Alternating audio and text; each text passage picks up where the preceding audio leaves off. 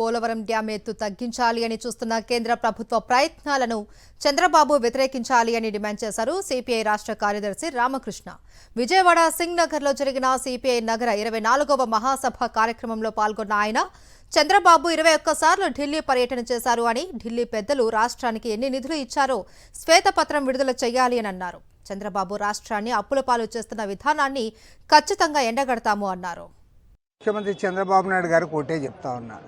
ఇవాళ పోలవరం డ్యామ్ ఎత్తు తగ్గించడానికి కేంద్ర ప్రభుత్వం ఏదైతే ప్రయత్నం చేస్తూ ఉందో దాన్ని కూలంకషంగా వ్యతిరేకించాలని చెప్పి కూడా మేము కోరుతా ఉన్నాం. తర్వాత మరో ముఖ్యమైన విషయం ఏమంటే, నిన్న కూడా ముఖ్యమంత్రి గారు ఆర్థిక మంత్రి నిర్మలా సీతారామన్ గారిని కలిసి మాకు అమరావతికి నిధులు ఇవ్వండి, అదేవిధంగా మరికొన్ని నిధులు ఇవ్వండి అని చెప్పి ఆయన కోరుతా ఉన్నాడు. మరి ఇప్పటికి 21 సార్లు ముఖ్యమంత్రి గారు ఢిల్లీ పర్యటనలు చేశాడు. ఈ ఢిల్లీ పర్యటన ద్వారా మీరు ఏం కోరారో చెప్తా ఉన్నారు, కానీ వారు ఏమి ఇచ్చారో మీరు చెప్పడం లే. కాబట్టి ఈ సంవత్సర కాలంలో కేంద్ర ప్రభుత్వం మనకి ఏ గ్రాంట్లు ఇచ్చింది, ఏ రూపంలో మనకు సహకారం అందించిందో వీటన్నిటిపైన కూడా శ్వేతపత్రం విడుదల చేయాలని చెప్పి కోరుతా ఉన్నాం.